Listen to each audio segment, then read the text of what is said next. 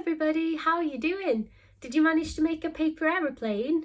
I'd love to see if you did. I tried mine and it was actually really good. It flew really far, much better than the first plane I made last week. I hope you're ready to do some fun learning today. We're going to carry on with our non-fiction text and we're going to get a bit creative with it today. I can't wait to show you. Shall we get going then? Let's do it. So Jerry's asked if he can lead the warm-up today, so I'm going to let him take over. Are you ready, Jerry? Cool.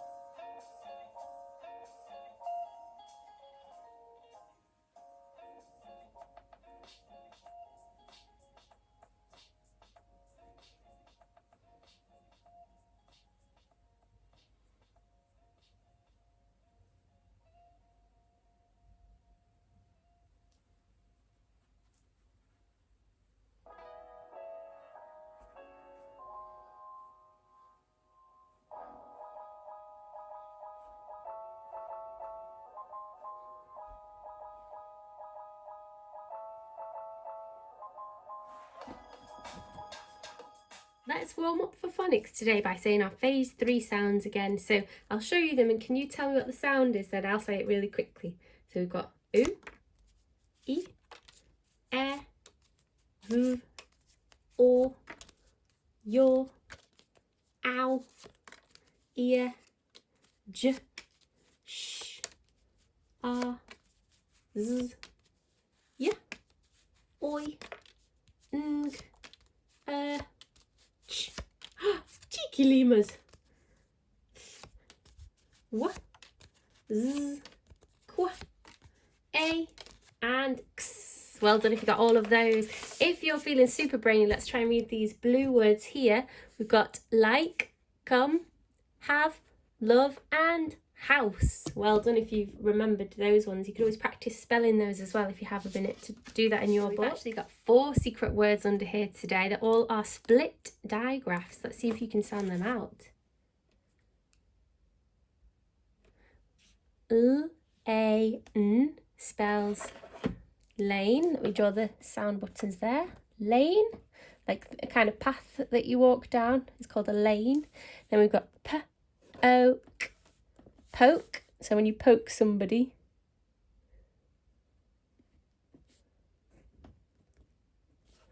like this, poke, poke. This person doesn't look very happy about it. Then we've got O's. O's. Do you remember I taught you how to do those roses? If you go like that and draw a kind of swoop, it's a bit hard, but once you've practiced a bit, it'll get easier. There's a rose. Then this one is Ireland.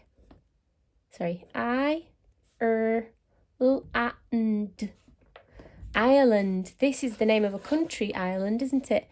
And they usually have a shamrock as their kind of symbol. I might have drawn that a bit funny, but it's a type of plant that they, a leaf that they show called a shamrock. So Ireland is part of the United Kingdom, isn't it? Your sound for today is this one. The reason I'm spinning it is because it's whirl and twirl. Whirl and twirl. I'm going to whirl it and twirl it and put it on here. Maybe you could write it on a piece of paper and whirl it and twirl it around. So whirl and twirl kind of means when you're spinning around. It reminds me of leaves blowing in the wind, whirl and twirl. So that's what I'm going to draw today. If you just draw swirls like this, sometimes it starts to look like the wind. That's usually what you see in cartoons. And then you can do some leaves.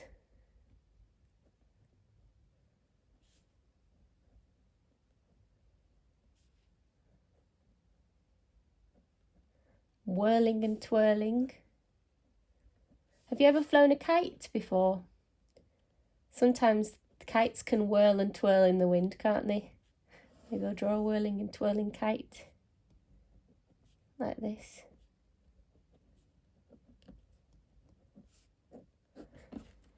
Whirl and twirl, So it's I and R, making the sound. I'll just write whirl and twirl here so you can see.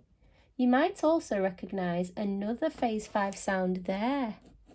Whirl and twirl. Oh, there's a really nice chocolate bar called a twirl as well. Have you ever tried one of those? Nice and flaky chocolate. So I'm going to write some words, with the sound in it under here. First, I'm going to start with g, ooh, g, ooh, girl. So that is a word that has in it, girl. Another one is this one. Can you sound this out?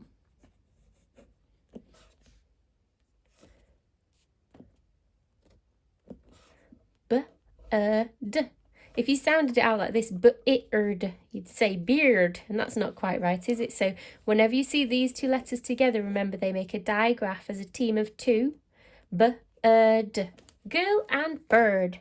So I'm going to draw a little bird tweeting next to that. Dee, dee, dee.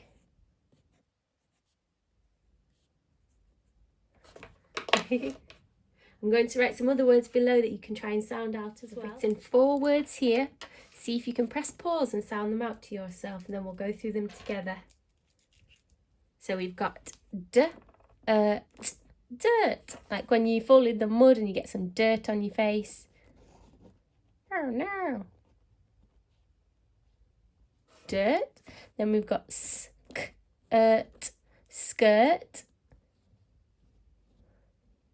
That's what you wear. Some of you will wear that for your school uniform or just in normal everyday life.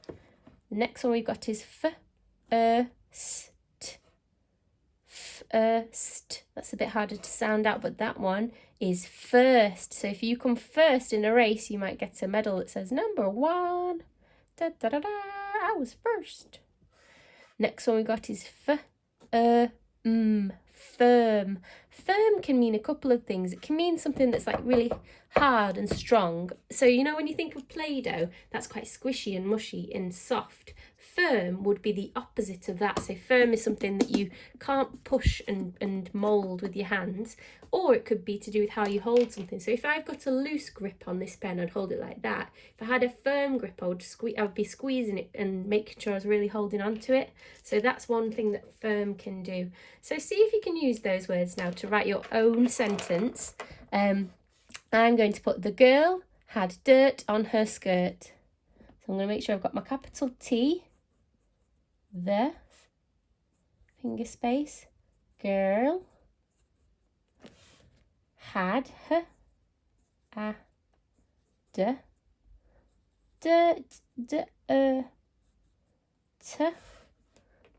on her skirt. There you go. Full stop. The girl had dirt on her skirt. We've got 3 of our words on there. If you're at home, you're wobbling with some of the spellings in between, like things like her or had, you can always have a look at year 1 spelling lists, because they'll have lots of words for you to practice and get really good at. And they're available on Google. If you just type in year 1 spellings, I'm sure they'll come up. I hope that's useful for you today, guys. Let me know how you get on. Maths today is going to be focused on this. Can I turn objects clockwise and anti-clockwise? So if you remember yesterday, we had the help from Quarter Cat and Half Turn Hare, and they were turning round in that circle, weren't they? So I'll just show you a little recap of that today. We had this piece of paper, didn't we, for our learning yesterday? We started with a circle, then we cut it into half and then quarters, and we talked about the words full turn, half turn and quarter turn. What was this symbol here? It's a type of fraction, but what does it mean? It means 4 quarters. So we were thinking about turns. Half Turn Hare only liked to do half turns, didn't he? So he went around half the circle like that. Woo, he's jumpy today. Half turn like this. Or if he started there, a half turn would end up here. That's a bit of a tricky one. The way I was showing you then was called clockwise, the way that a clock goes. What is anti-clockwise then? If this is clockwise, what is anti-clockwise? it might help you to remember that the word anti, or the little mini word anti, means opposite, or yeah. So you know, when your mum or dad's or pet or guardian's car gets frozen in the winter, and the windshield gets all frosty, you might put antifreeze on it. So that stops your car from being frozen, doesn't it? It's the opposite of frozen. So when you think of clockwise, it goes this way. Anti-clockwise means the exact opposite, going the other way. So I haven't actually got any normal clocks at home. You know, the clocks that look like this, where they've got all the numbers around the edge like that. I haven't got any of these at home, but I bet you can find one, or even if you look online, and then you can see that the hands on a clock always go round the same way. So that's what we call clockwise, okay? But if you have the opposite of that, it's called anti-clockwise. So today we're going to practice doing those turns. If I said turn this shape a quarter, turn clockwise. So say if I started with this triangle and I said turn this triangle a quarter turn clockwise and then draw the new shape. I'm going to show you one way that you could do this. So you could actually just make the shape with, if you've got some paper or card at home. So I'm going to use this.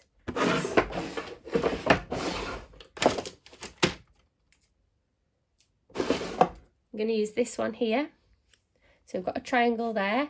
I'm going to turn it a quarter turn clockwise. So if I look at my map again that we made, if I'm turning it clockwise, I'm going that way round, like that. And if it's a quarter, it's just around this little quarter of the circle. So it'll end up facing like that, won't it? We started like that, we turned it like that. So I'm just going to copy that shape and draw it here. Oops. Da, da, da, da. So it started like that. Now it looks like this. If we were turning it a half turn,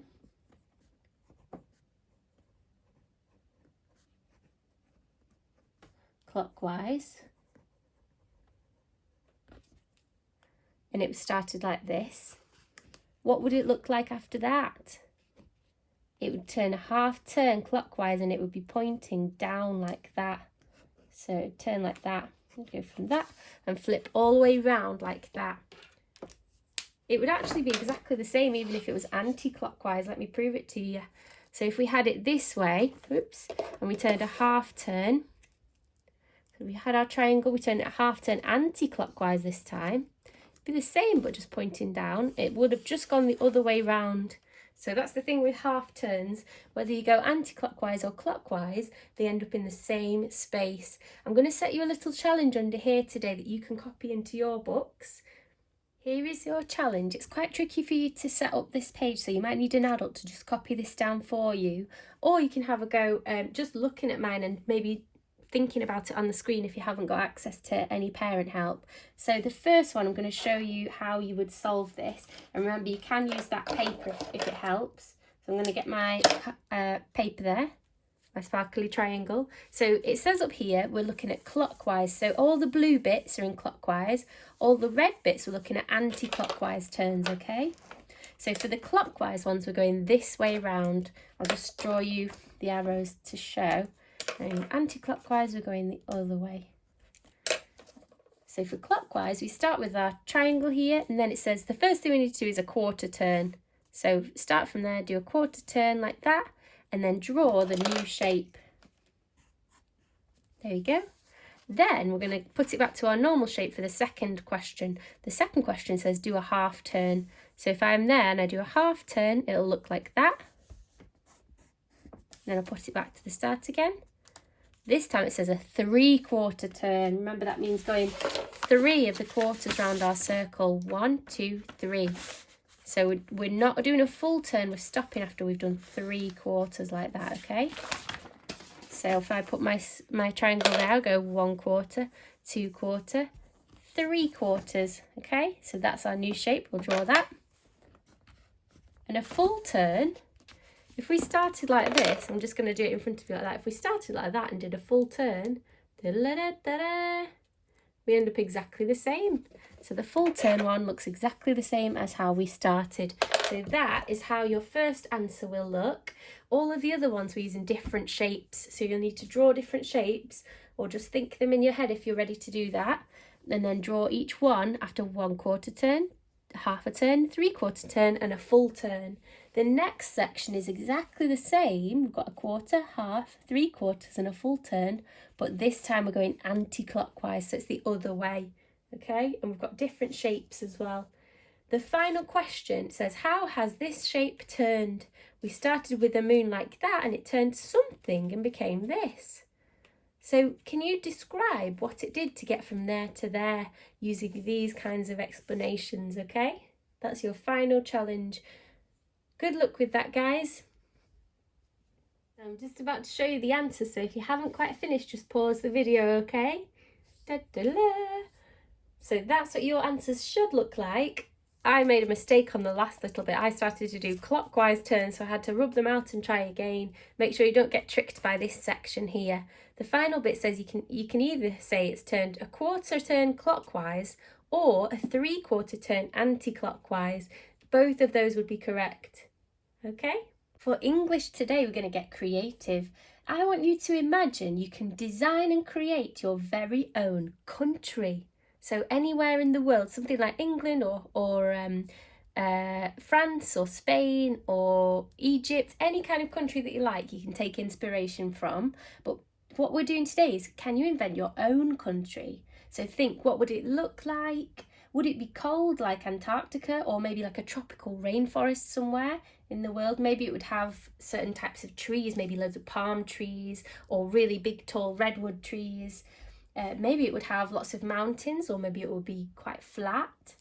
So what you're going to do is draw a picture of your new country, and then we're going to write some facts about it, a few sentences to tell us more. So we're going to think of a name for our country as well, and we're going to think about how people travel around our country, and maybe what language they speak or what the weather's like. So I'm going to start by drawing mine now. I'm going to make my country. Actually, I've got a funny idea.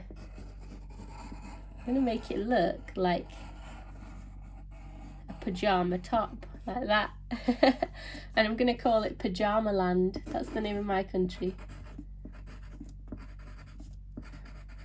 Pyjama Land. So in Pyjama Land, I'm going to have, it's got a huge lake in the middle, so people can boat across it. I'm going to draw a little boat there. If you do like little zigzags on water, it makes it look like water. I'm going to say that it's got some palm trees. So it's going to be quite a hot country in Pyjama Land, because that's my favourite kind of weather. Love sunny weather. I'm very excited that the sun's going to come back soon. Maybe it's going to have some spiky grass around here as well. I'm going to put some mountains in the bottom corner. To make it look like mountains, you just kind of do a triangle. Then if you do some zigzags for the snow on top and then lines coming down, and it looks quite like mountains, doesn't it? What else should Pyjama Land have? I think I'm going to have a bit of a forest around here, so I'll draw some trees there. Bit of a rainforest.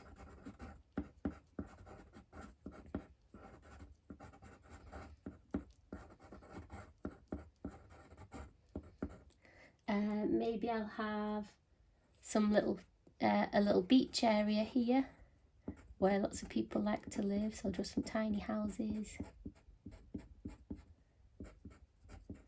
Maybe a port into the sea where boats can come and travel. Maybe I'll do an airport as well, put an airport here, so a little runway. So that airplanes can land. So you can come on holiday to Pyjama Land if you want to. What else shall I have? I'm going to do that it's hot and sunny, so I'll draw the sun up in the sky above it. I think I'm going to do, what else could I do over here? I could do some more towns and villages. Maybe some roads that link that town to this town, and that town to the airport as well. Maybe a road that links to over here. where we could have a really nice big beach.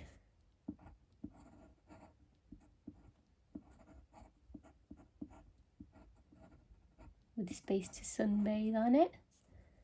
So we've got, can you see my ideas are starting to come together now? I've got my country in my head, and we've got a few different things that we can visit on the island. Underneath my country now, I'm going to start to write some sentences about Pyjama Land. So I'm going to start with my capital letter and write in Pyjama Land.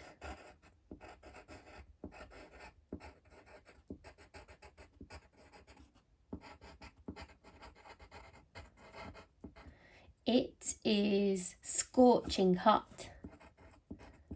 Scorching means it's nearly hot enough to burn you. It's so hot.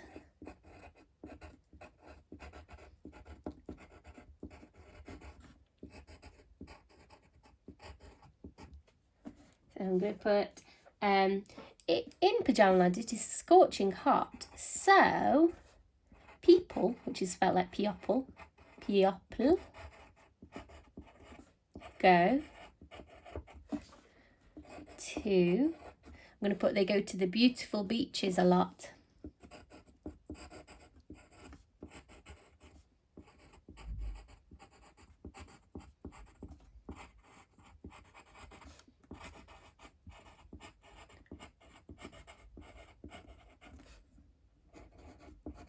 Do you like my adjective there? Beautiful. beautiful.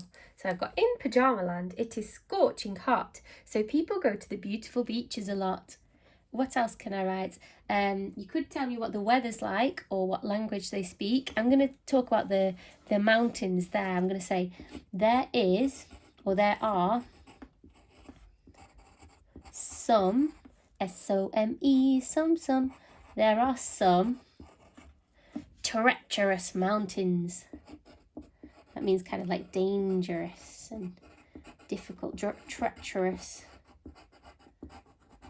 There's some treacherous mountains.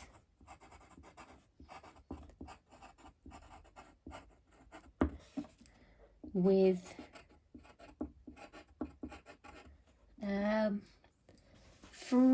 freezing cold peaks. Freezing cold. Peaks means the top of a mountain. So the peak would be that bit there, the points. So when you reach the peak, you've got to the top. Sometimes people put a flag on the peak of the mountain. So there are some treacherous mountains with freezing cold peaks. I'm going to think about what animals live there now as well. Oh, actually, maybe I think we can do that tomorrow. We'll look at the animals tomorrow, and today we'll just think about the country itself. So now I'm going to talk about the weather or the climate. The climate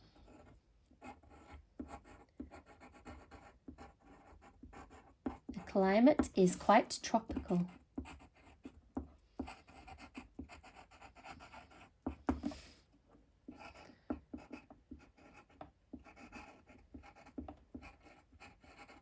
Because it's sunny and rainy.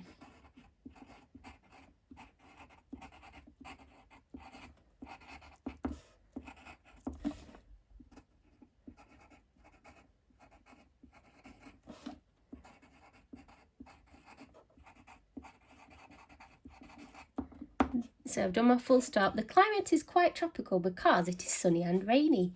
And then I'm going to say this means lots of plants and flowers can grow. Because we know that plants need sunshine and water to be able to grow, don't they?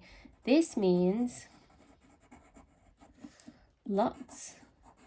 I'm going to put lots of gorgeous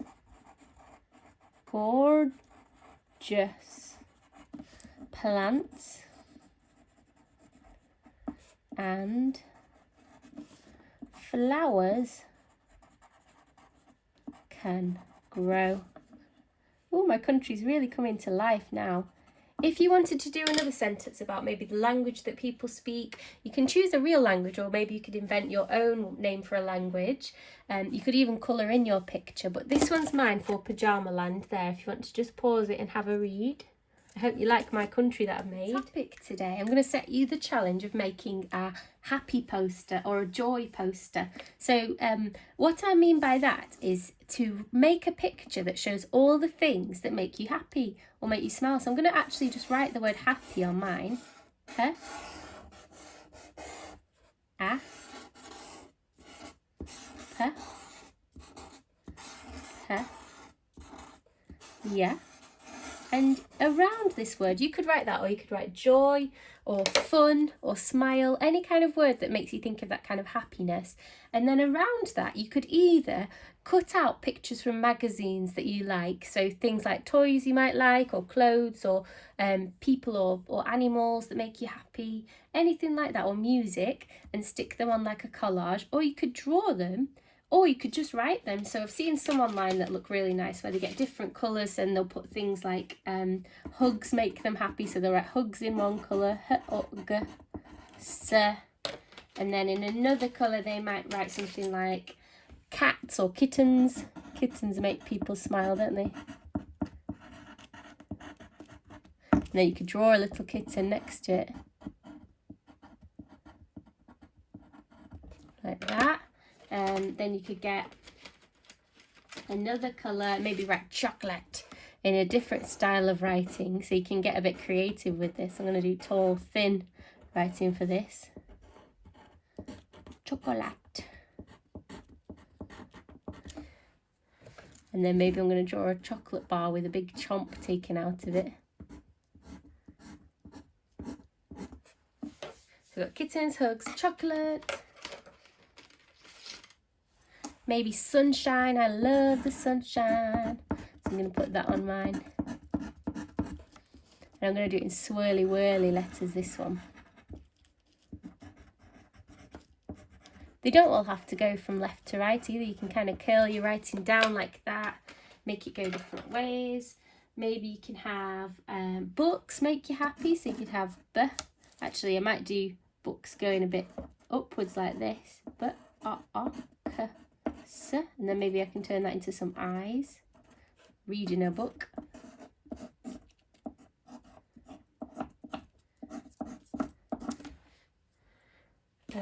We can do, what else can we do? Maybe art makes you happy.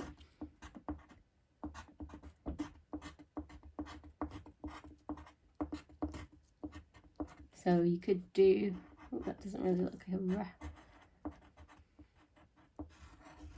So you could do a paintbrush, all things like that. Try and fill your page up with things you like, and then you could even colour in the word happy as well, or whatever word you've chosen.